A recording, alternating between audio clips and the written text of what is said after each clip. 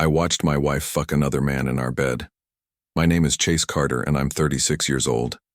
The rage came first, hot and blinding, but it burned out fast, replaced by something colder, something tactical. I'd spent 12 years in Delta Force, and I knew exactly what this was. An enemy engagement. Dominic Parker thought his badge made him untouchable. Amanda thought her tears would save her. They both learned the hard way that you don't betray a man trained in tactical warfare and walk away clean.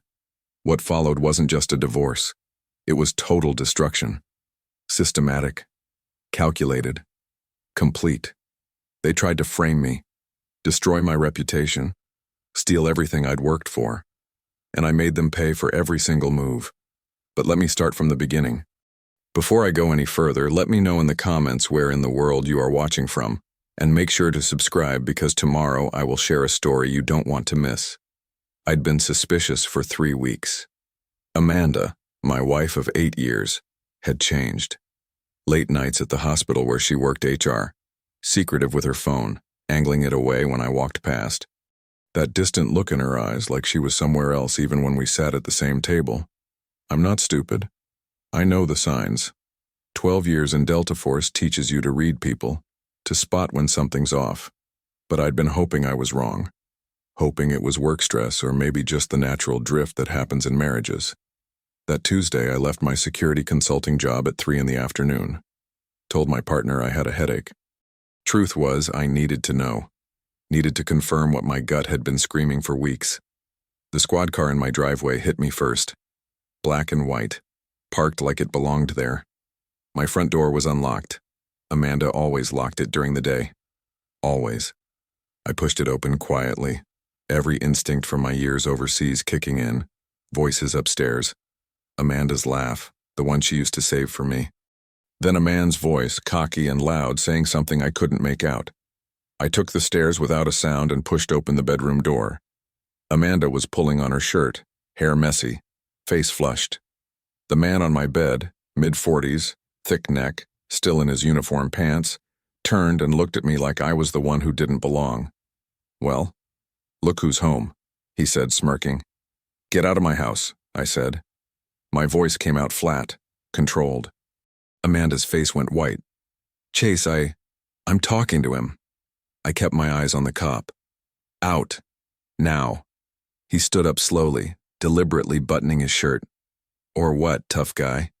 You gonna make me? He stepped closer, his hand resting near his belt where his service weapon should have been. Lucky for him, it was on my nightstand. I'm Officer Dominic Parker, and I don't take orders from civilians. My jaw tightened. You're sleeping with my wife in my bed. You're going to walk out of my house right now, or I'm going to make you wish you had. Dominic laughed. Actually laughed. You threatening a police officer? That's a felony, buddy. He pulled out his phone. Matter of fact, I'm thinking you look pretty aggressive right now. Might need to call this in. Domestic disturbance. Could get real messy for you. Amanda found her voice. Chase, just let us explain. Us? I looked at her. The woman I'd married. The one I'd trusted completely. There's an us now. We're in love, she said. And the way she said it? Defensive, defiant. Told me everything I needed to know. This wasn't a mistake. This was planned. Deliberate. How long? I asked. 6 months, Dominic answered for her, that smirk still on his face. And honestly, man, you should be thanking me. She wasn't exactly satisfied at home, if you know what I mean. That's when he moved. Maybe he thought I'd swing first, give him an excuse. Maybe he just wanted to show dominance. He stepped forward aggressively, his hand coming up toward my chest, his eyes daring me to react. I did. My training took over like muscle memory. I caught his wrist, redirected his momentum, swept his lead leg, and had him face down on my bedroom floor in less than 2 seconds. His arm locked behind him in a control hold that would snap his elbow if he struggled wrong. Get off him! Amanda screamed. Shut up, I said, my voice still calm. I spoke directly into Dominic's ear.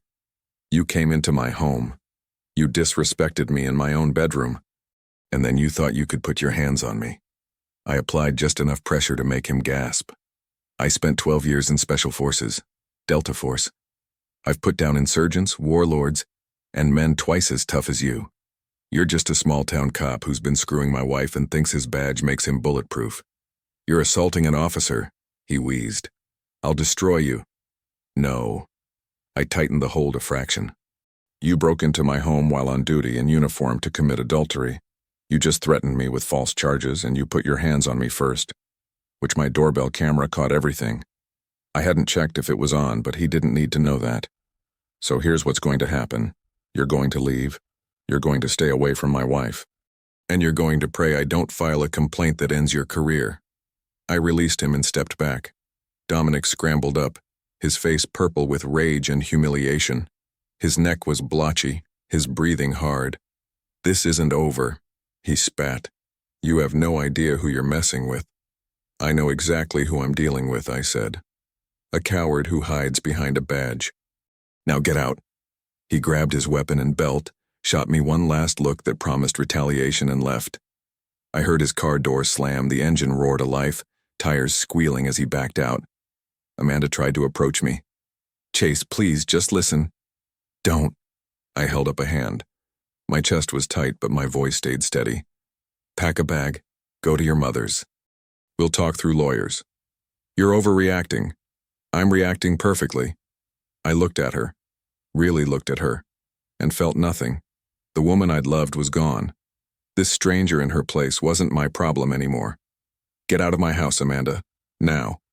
She left within an hour, crying and screaming that I was being unreasonable, that I was ruining everything. I stood in the doorway and watched her taillights disappear down the street. Then I went inside, sat down at my computer, and started doing what I was trained to do. Intelligence gathering. Dominic Parker had just made the biggest mistake of his life. He thought this was over. It hadn't even started yet. I didn't sleep that night. Couldn't have even if I'd wanted to. Instead, I sat at my desk and did what 12 years in Special Forces had trained me to do. Gather intelligence on my enemy. Dominic Parker. I pulled up everything. Social media accounts, public records, court documents. Started with the basics and went deeper from there. 12 years on the police force. 3 formal complaints filed against him, all dismissed. That caught my attention.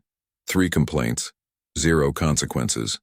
Either he was squeaky clean, which I knew damn well he wasn't, or someone was protecting him. I dug further. Traffic stops, arrest records, incident reports. Pattern emerged pretty quick. Dominic had a reputation for aggressive stops in minority neighborhoods. Lots of citations, lots of searches, very few actual arrests that stuck. Classic fishing expedition tactics, hoping to find something worth charging. 2 divorces. Both wives cited irreconcilable differences, but the timing suggested something else. First divorce came right after he made detective. Second one lasted barely 3 years. Then I found the gambling debts. Public records from a civil suit 2 years back. A casino had sued him for $18,000 in unpaid markers. Case was settled out of court, terms sealed, but the filing was still there. The real gold came when I called Marcus Webb, a former NSA analyst who'd worked with our unit in Afghanistan. Marcus owed me. I'd pulled him out of a compound in Kandahar after his convoy got hit. I need access to sealed internal affairs files, I told him. Police department, local level. That's not exactly legal, Chase. Neither is a cop breaking into my house to sleep with my wife and then threatening me. Marcus sighed. Send me the details. Took him 40 minutes. When the files came through, I understood why Dominic's complaints had been dismissed. 2 years ago, he'd been under internal investigation for evidence tampering. Witness statements. Body cam footage that mysteriously corrupted chain of custody issues on drug evidence. The investigation was thorough, detailed, and damning. And then it just stopped. Case closed. No disciplinary action. The lead investigator's notes mentioned pressure from department leadership and insufficient cooperation from key witnesses. Translation? Someone killed the investigation. Someone with enough pull to make it disappear. I saved everything to 3 different encrypted drives, printed hard copies. By the time the sun came up, I had a complete dossier on Dominic Parker's vulnerabilities and corrupt history. You ever watch someone self-destruct and realize they built the bomb themselves? That's what I was looking at. Dominic had left a trail of dirty dealings and protected incompetence. All I had to do was make sure the right people saw it. First call of the morning was to Johnny Crawford. We'd served together when he was a JAG officer, before he'd transitioned to civilian law practice. He specialized in complex litigation now, and he owed me favors from our deployment days. "Johnny, I need a divorce filed today," I said. "And I need you to freeze all joint accounts and file a restraining order." "Slow down. What happened?" I gave him the condensed version. "Caught Amanda with a cop. Cop threatened me. Cop put hands on me first. I defended myself. Cop's now making threats." Johnny whistled low. "This is going to get ugly." "It already is," I said. "I'm just making sure I come out on top." "What kind of evidence do you have on the adultery?" "Caught them in my bed. Got his squad car on my driveway security camera with timestamps showing he was there during his shift. I've got everything documented." "And the restraining order?" "He threatened me in my own home. Made it clear he'd use his badge to come after me. Last night I got a text from an unknown number. You'll regret this. I'm 99% sure it's him. Send me everything. I'll file today. But Chase, you need to understand, he's a cop. That changes the calculation. Judges don't like to go against law enforcement without ironclad proof. Then we'll give them ironclad proof." I spent the rest of that day securing everything. Changed every password on every account. Documented the contents of the house room by room. Photographs, video, detailed notes. Made copies of all financial records, investment statements, property deeds. Amanda tried calling 6 times. I didn't answer. That evening, my phone buzzed with a text from an unknown number. 3 words. "You'll regret this." I screenshot it, saved it to my evidence folder, and forwarded it to Johnny. Then I sat back and waited. Dominic would make his move soon. Men like him always did. They couldn't stand being humiliated, couldn't handle losing control. 2 days passed. I maintained my documentation routine, logged everything. Kept records of every attempt Amanda made to contact me, every strange car that drove past my house. Johnny called on the afternoon of day 2. "Restraining orders filed. Divorce papers are ready to serve. Bank accounts are frozen pending the hearing." "Good. Chase, be careful. This guy's not going to just roll over." "I'm counting on it," I said. Because when Dominic made his next move, I'd be ready. 2 days after I filed for divorce, I was driving to work when I saw the patrol lights flash behind me. I glanced in the rearview mirror and my jaw tightened. Dominic's squad car. Another unit behind him. Backup. Of course. I activated my dash cam, the one I'd installed the morning after the confrontation, and pulled over to the shoulder. Kept my hands visible on the wheel. Deep breath. Stay calm. Let him make the mistakes. Dominic took his time getting out, making me wait. Power play. When he finally swaggered up to my window, he had a smirk plastered across his face that made my blood simmer. "License and registration," he said, leaning down like we were strangers. I handed them over, keeping my voice level. "Harassing me now, Officer Parker?" "Just doing my job." He made a show of examining my license. "Step out of the vehicle." "On what grounds?" His smirk widened. "I smell marijuana." There it was, the fabricated probable cause. I'd been expecting something like this, but hearing it still made my chest tighten with controlled rage. "I don't use drugs," I said clearly, projecting toward the dash cam. "You can search the car." I stepped out, hands visible, movements deliberate. The backup officer, young guy, maybe mid-20s, stood by his cruiser watching. Probably didn't even know what Dominic was really up to. Dominic made an exaggerated show of searching my vehicle, opening compartments, running his hands under seats, checking the glove box. The backup officer shifted his weight, looking uncomfortable but staying quiet. 5 minutes of theatrics. Dominic found nothing, because there was nothing to find. Then I saw it. His hand went to his own pocket, pulled out a small plastic baggie, looked like marijuana, probably confiscated from some other stop. He palmed it smoothly, moved toward my driver's side door, positioning himself to drop it near the floor mat. I'd seen Taliban fighters plant IEDs with more subtlety. "That's not mine," I said loudly, voice cutting through the morning air. And you know it. You just pulled that from your own pocket to plant evidence in my vehicle. Dominic froze. His face flickered. Surprise, then anger. He hadn't expected me to call it out, hadn't expected me to be watching that closely. That's a serious accusation, he said, recovering, trying to sound authoritative for his backup's benefit.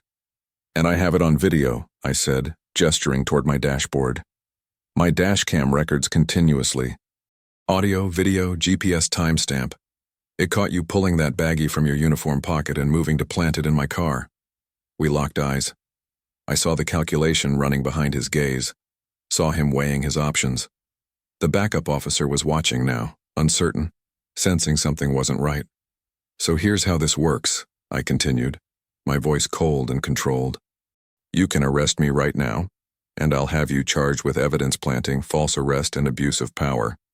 That footage goes straight to the FBI Public Corruption Unit. I've got contacts there from my service days. Your career ends, and you spend the next 5 to 10 years in federal prison. I took a step closer, lowering my voice so only he could hear. Or you can pocket that baggie, get back in your car, and walk away. Your choice, Officer Parker, but make it fast. The silence stretched between us. His face went purple, rage mixing with humiliation. His hand tightened around the baggie, knuckles white. You know what the worst thing is for a bully? Being called out in front of witnesses. Being forced to back down. Dominic's entire identity was wrapped up in that badge, in the power it gave him over people. And I just stripped that power away on a public roadside with his backup watching. After what felt like an hour but was probably 30 seconds, Dominic shoved the baggie back into his pocket. Get out of here, he muttered, stepping back. Gladly. I got back in my car, keeping my movements calm. Started the engine. As I pulled away, I heard Dominic's voice one more time. Watch yourself, Carter. I've got eyes everywhere. I drove 3 blocks, pulled into a gas station parking lot, and called Johnny. He just tried to plant drugs in my car, I said without preamble. Traffic stop, fake probable cause, the whole setup. I've got it on dash cam, him pulling the baggie from his own pocket, everything. Send me the footage now. I transferred the file while we talked, heard Johnny's sharp intake of breath when he watched it. This is evidence of corruption, Johnny said. Attempted evidence planting, abuse of power. This proves everything you've been saying about him. Yeah, but you know what else it proves? What? He's not going to stop. He's escalating. And next time, he might not be stupid enough to do it on camera. Johnny was quiet for a moment. Chase, this just became a legal war. You understand that? I understood it perfectly. Then we'd better make sure we win, I said, and ended the call. That evening, I was sitting at my kitchen table reviewing financial documents when my phone buzzed. Amanda's number. I let it ring twice before answering. What? Chase, we need to talk about the divorce. Her voice was tentative, almost apologetic. Almost. Talk to my lawyer. No, listen. I said talk to Johnny. We're done communicating directly. Chase, please, Dominic is filing charges against you. The room went very still. My hand tightened around the phone. Say that again. Assault charges. From that night.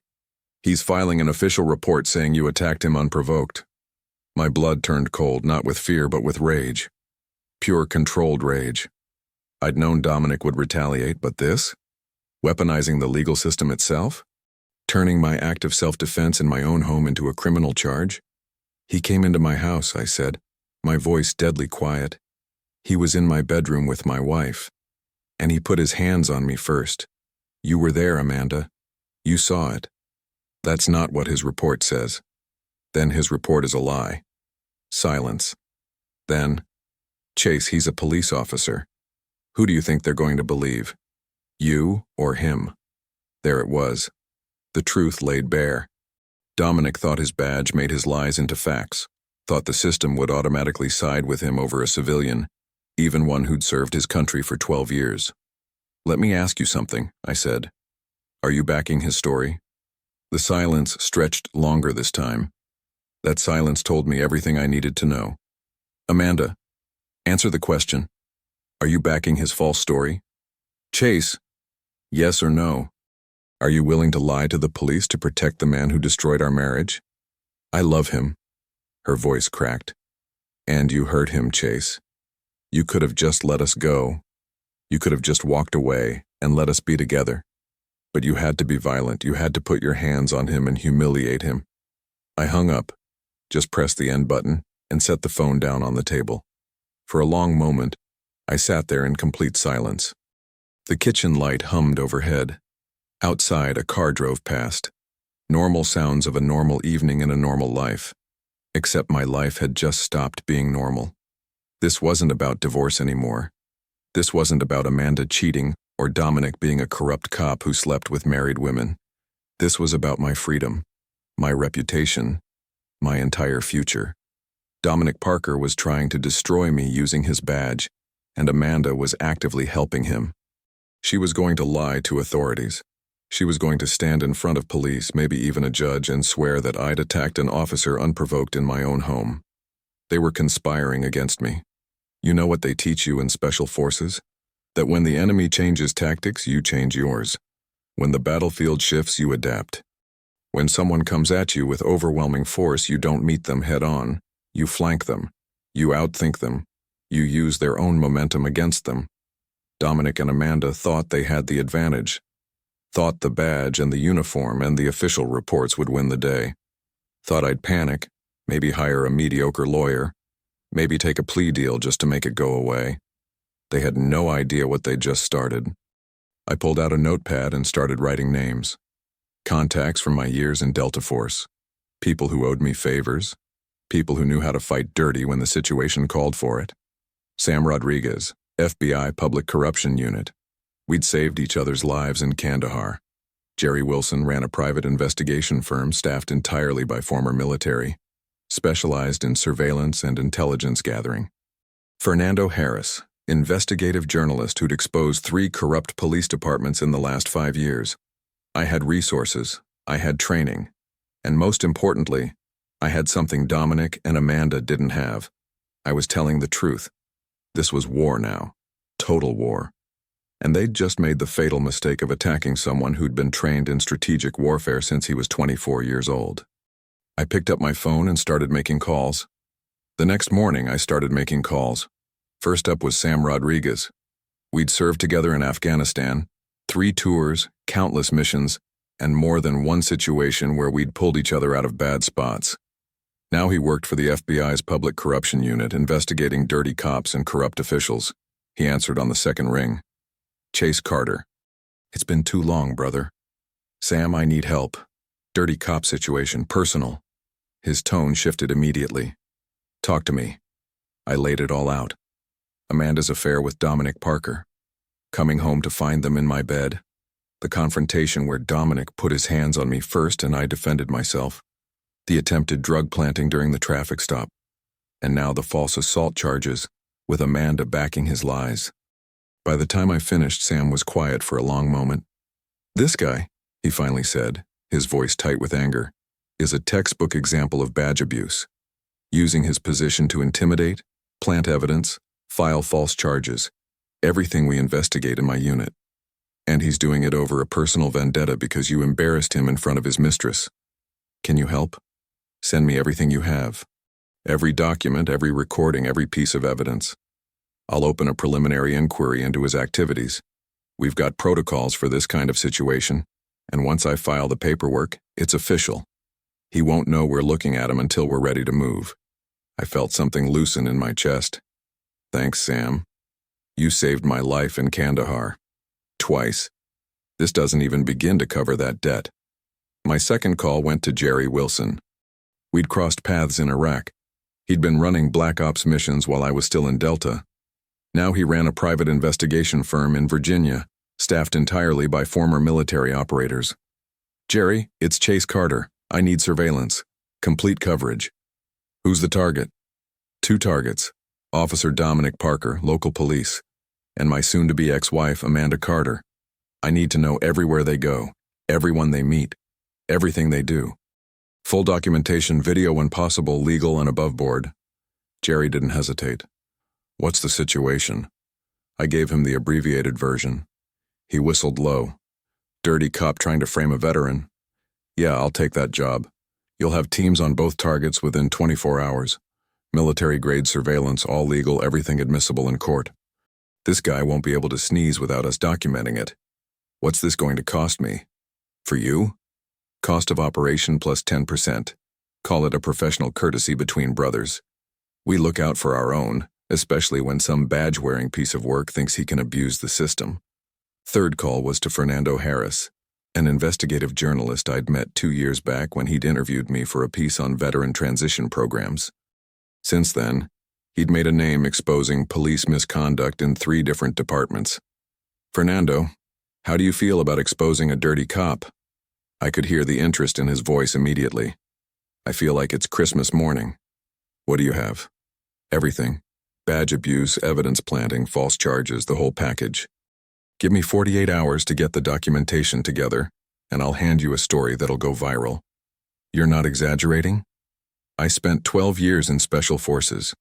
I don't exaggerate threats or opportunities. This cop is dirty. He's trying to frame me over a personal vendetta, and I've got proof of multiple corrupt acts. You interested? Send me what you have when you're ready. If it's half as good as you're saying, I'll run it on the front page. Over the next 3 days, I lived in a strange kind of limbo, waiting for the arrest I knew was coming, but building my counterattack piece by piece. Jerry's team started sending updates. Dominic meeting someone at a bar. Turned out to be a known bookie he'd arrested twice but never charged. Amanda going to her mother's house, staying for 3 hours. The 2 of them meeting at a cheap motel on the edge of town, even though they could have gone to either of their places. They're paranoid, Jerry said during one check-in, acting like people who know they're doing something wrong. Sam called on day 2. I've opened the preliminary inquiry. Send me that dash cam footage of the attempted drug planting. I uploaded it to the secure server he provided. This is gold, he said after watching it. Clear evidence of corruption, perfect audio, timestamp, and GPS data. It establishes a pattern of behavior. He's willing to plant evidence to harm someone he has a personal problem with. Combined with his history of dismissed complaints, this paints a very clear picture.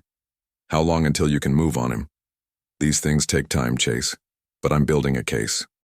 Just stay clean, don't do anything that gives him ammunition, and let me work. On the 3rd day, I was having coffee when I saw the squad cars pull up to my house. 4 of them. Not Dominic's. They'd sent other officers to make the arrest. Probably figured it would look better if he wasn't personally involved. I set down my mug, took a deep breath, and walked to the door. Time to see how good their lies really were. 3 days after I'd activated my network, I watched 4 squad cars pull up to my house through my living room window. I set down my coffee, took one last calm breath, and walked to the front door. They had an arrest warrant. I'd been expecting it. What I hadn't expected was seeing Dominic in the 4th car leaning against the hood with his arms crossed and that same smirk plastered across his face.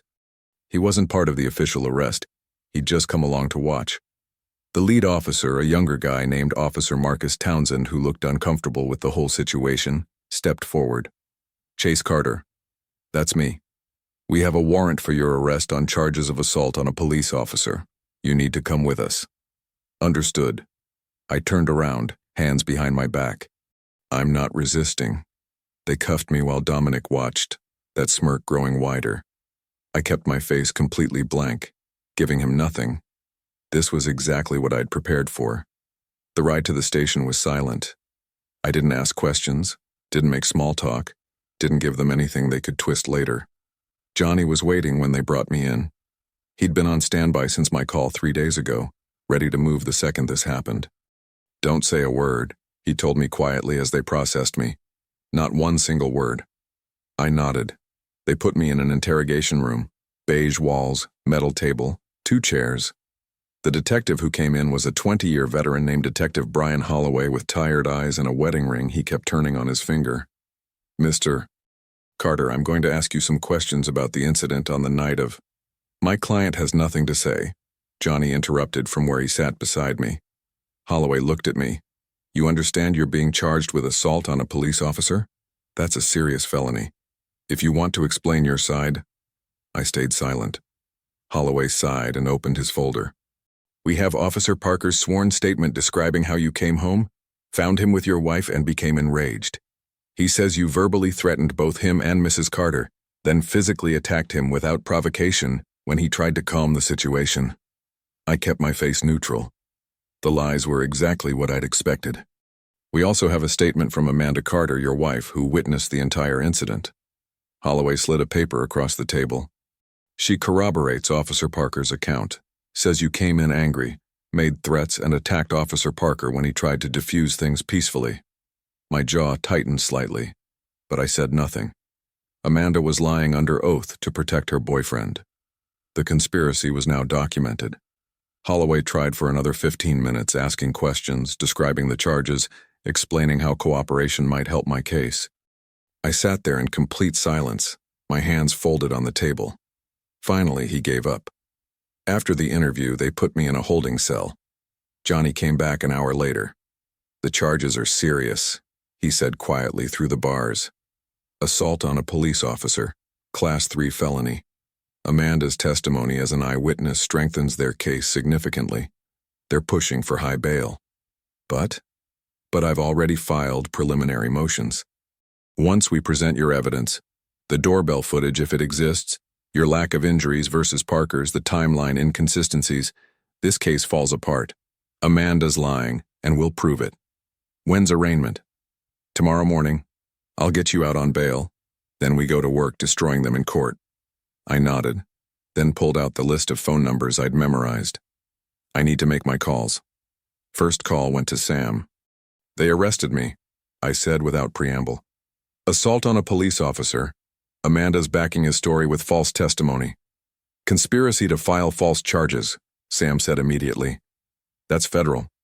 Send me her statement the second you get a copy. I'm accelerating everything on my end. Second call went to Jerry. I need everything you have on Parker, immediately. Photos, videos, meetings, all of it. They've got me on assault charges and I need ammunition.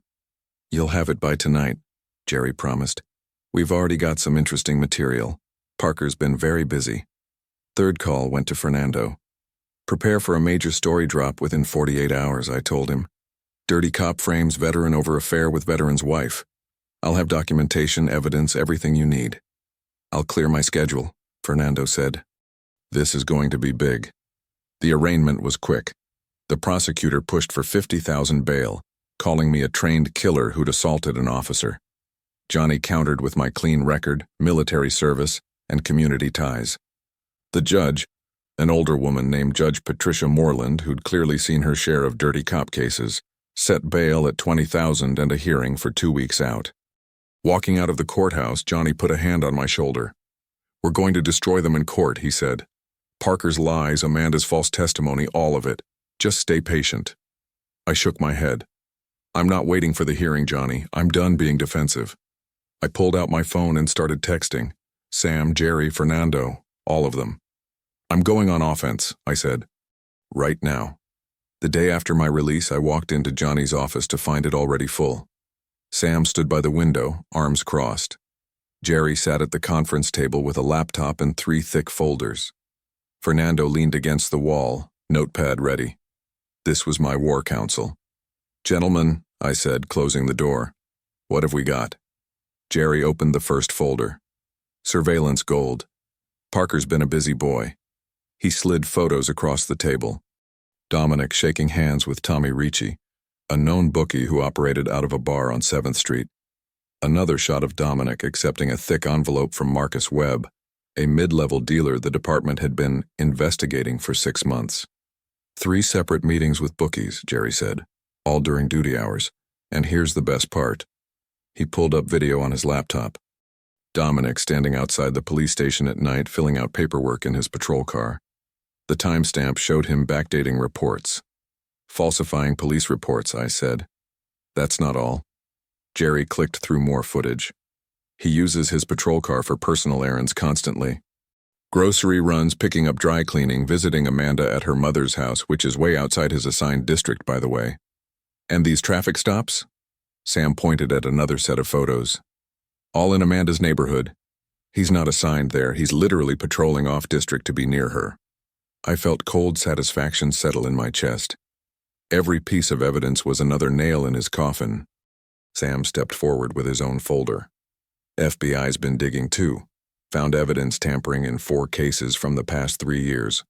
Witness intimidation documented through phone records. He called victims of his misconduct repeatedly until they dropped their complaints. How many civilians filed complaints against him? 17 over 12 years.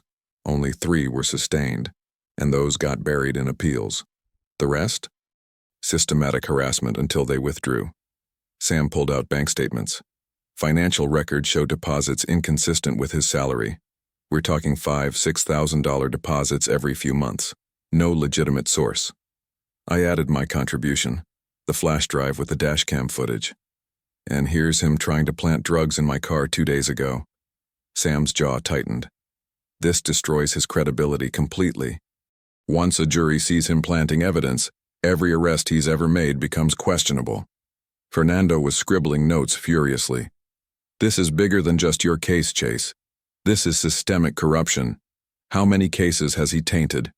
How many people are in prison because of his lies? That's for the FBI to figure out, I said. Right now, I need my charges dismissed and Parker facing consequences. Johnny had been quiet, reviewing everything.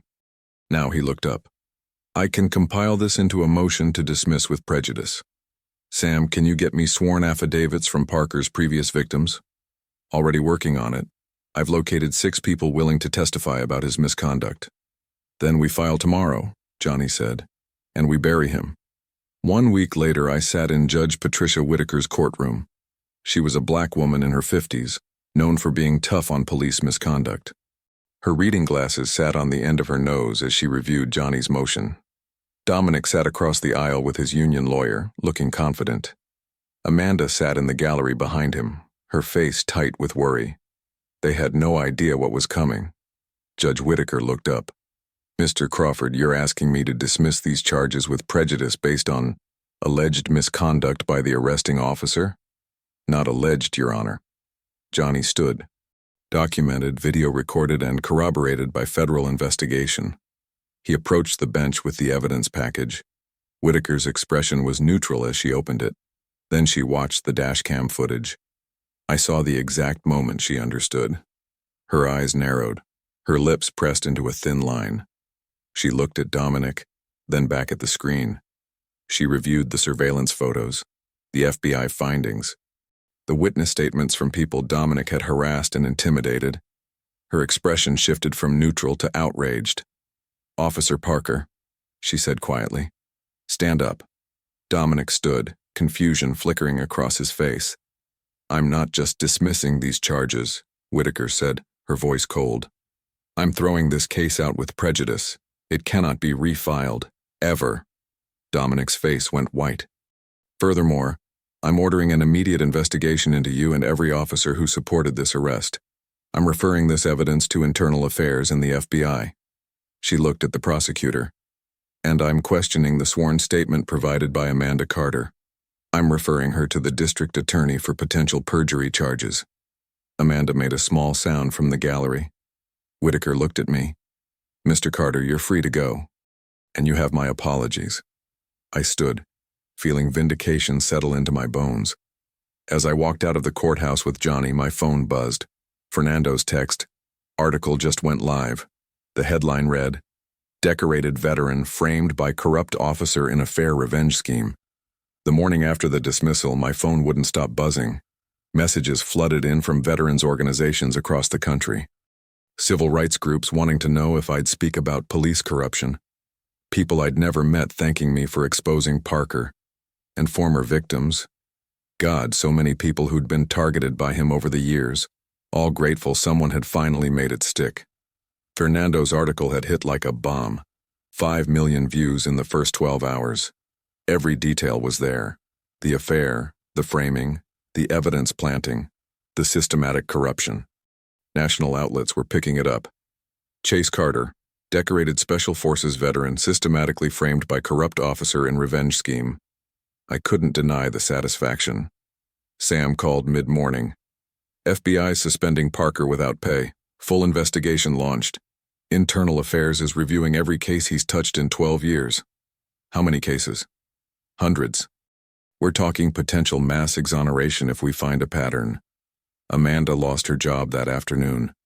Hospital administration called her participation in filing false reports a liability we cannot ethically maintain. Her HR position required trust, credibility, integrity. She had none left. Johnny filed the civil suits the same day: false arrest, malicious prosecution, emotional distress. Against Parker personally and the department institutionally. We're looking at high 6 figures, maybe 7, he told me. Departments hate this kind of exposure. The divorce accelerated. Amanda's adultery was proven. Her conspiracy with Parker was documented. Johnny assured me the ruling would strip her of everything. The house is yours. Savings are yours. She participated in criminal conspiracy against you. No judge will reward that. That evening, I appeared on the local news. Sat across from the anchor, calm and controlled.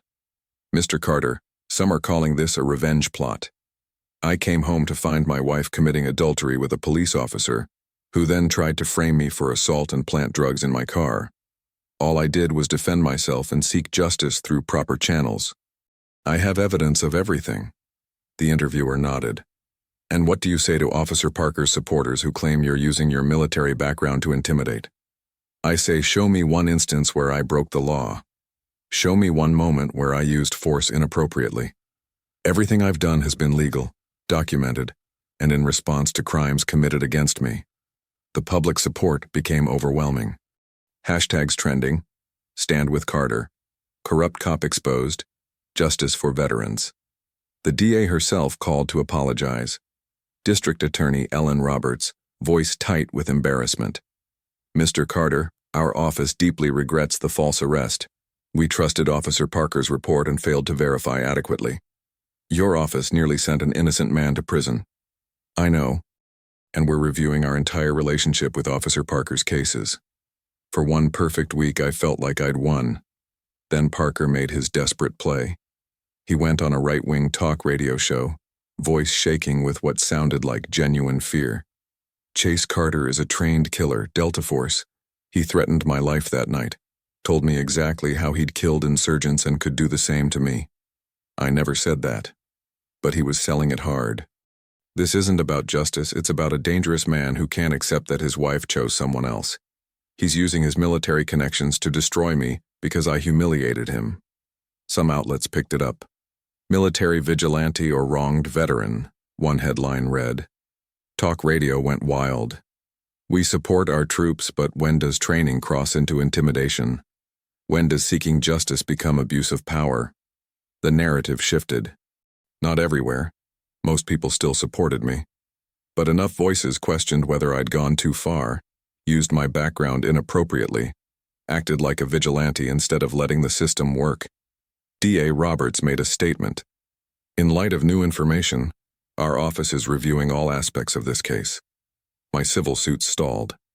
Defense attorneys filed motions arguing I'd used excessive force in the initial confrontation and systematically intimidated their clients. Then Amanda's lawyer filed for a continuance in the divorce, claimed she'd signed documents under duress, that I'd coerced her through intimidation and threats. Public opinion split down the middle. I sat in Johnny's office that evening, frustrated in a way I hadn't been since the arrest. He's flipping the script. We need something definitive, Johnny said, something that proves beyond any doubt he's lying. That's when my phone rang. Jerry. Boss, you need to hear this. Jerry's voice carried urgency I'd rarely heard from him. They met in Riverside Park 3 days ago. Public place, no expectation of privacy, everything's legal. What did you get? He played the recording. Amanda's voice came through first, anxious. He's turning everything around on us. The article made Dominic look like some corrupt monster. Because that's what they want to believe. Parker's voice, defensive and angry. Guy's a trained killer playing victim, and everyone's eating it up. So what do? We stick to the plan. Destroy the military asshole. Make him pay for humiliating me in his own house. Parker's tone shifted to something crueler. I've got 2 other officers ready to testify they witnessed his aggressive behavior during previous traffic stops. Will that work? It'll muddy the waters. And once we break him psychologically, legally, you'll get half his assets in the settlement." Amanda actually laughed, cold and calculating. God, I can't wait to see his face when he realizes he lost everything. He put his hands on a police officer. That's a line you don't cross.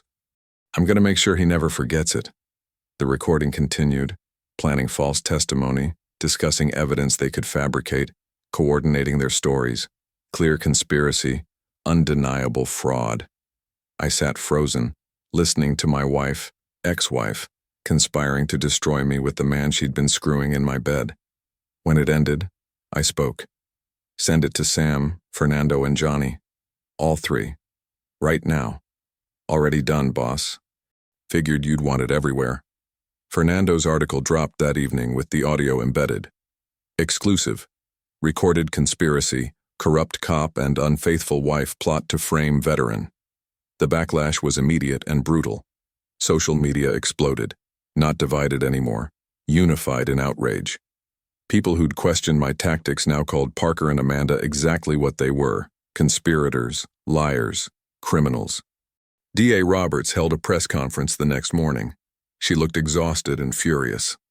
"After reviewing new evidence, my office is filing federal conspiracy charges against Officer Dominic Parker and Amanda Carter. Additional charges include filing false police reports, attempted fraud, and obstruction of justice." The police department didn't wait. Parker was fired within hours. Full termination, no pension, immediate revocation of credentials. The chief announced a comprehensive review of every case Parker had ever touched. Amanda was arrested the following day. I watched the news footage of her being led into the station in handcuffs, crying and claiming she'd been manipulated. Nobody bought it. Judge Whitaker reconvened the divorce case personally, listened to the recording with an expression of pure disgust. Her ruling was absolute. Mr. Carter receives full ownership of all marital assets. Ms. Carter receives nothing and is ordered to pay Mr. Carter's legal fees in their entirety. This conspiracy represents a moral and legal breach so severe that any claim to marital property is voided with prejudice. The civil suit settled 2 weeks later. $850,000 from the police department, desperate to avoid further scandal. 6 months later, I sat in federal court watching Parker's trial. Johnny had prepared me perfectly. I testified for 3 hours, calm, precise, devastating. Every corrupt action Parker had taken, every lie he'd told, every law he'd broken while wearing a badge. The jury took less than 3 hours. Guilty, every single count. Judge Whitaker sentenced him to 8 years federal prison, plus 2 additional years for civil rights violations against other victims who'd come forward once they saw someone had finally beaten him. Amanda took a plea deal. 18 months, 3 years probation. Her record permanently marked. She'd never work in any position requiring trust again. 1 year after that night in my bedroom, I stood in my house, mine alone now, and took stock. I'd started Carter Security Consulting using the settlement money. Business was thriving. Contracts with 3 major corporations, a waiting list of clients. Veterans organizations invited me to speak about fighting corruption, standing up to abuse of power. I'd become an example, apparently. Proof that good men don't have to be victims. And Valerie. God, Valerie was the best thing to come out of this entire nightmare. Met her through a mutual friend 6 months ago. She knew everything, the affair, the arrest, the trials, and she respected how I'd handled it. We just moved in together last week. My phone buzzed. Mail notification. A letter forwarded from the prison. From Amanda. I opened it, read the first paragraph. Tearful apologies. Explanations about being swept up, manipulated. Regrets about everything. Questions about whether there was any chance, any possibility of reconciliation. I walked to the fireplace and lit the letter without finishing it. Some people ask if I feel guilty, if maybe I went too far. Here's my answer. I didn't destroy them. They destroyed themselves. Every consequence they faced came directly from their own choices. Amanda chose to cheat. Parker chose to abuse his power. They both chose to conspire to frame me, ruin my life, steal everything I'd worked for. I just defended myself, made sure the truth came out. Parker's in federal prison because he was corrupt. Amanda's a felon because she committed conspiracy and fraud. Their lives are ruined because they tried to ruin mine first and picked the wrong target. I sleep fine at night. Business is booming. Valerie and I are planning a vacation next month. I train other veterans in security work, giving them purpose and income. Life's better than it's ever been. Sometimes I think about that night. Parker in his uniform, thinking his badge made him untouchable. Amanda thinking her tears would save her. They learned a hard lesson. Never attack a man trained to win wars. Because you don't get a fight. You get systematic, tactical destruction. And that's exactly what I gave them. I believe stories such as this find us for a reason. If this one touches you, please subscribe. I share a new one every day. In the meantime, there are 2 stories on the screen that are even better.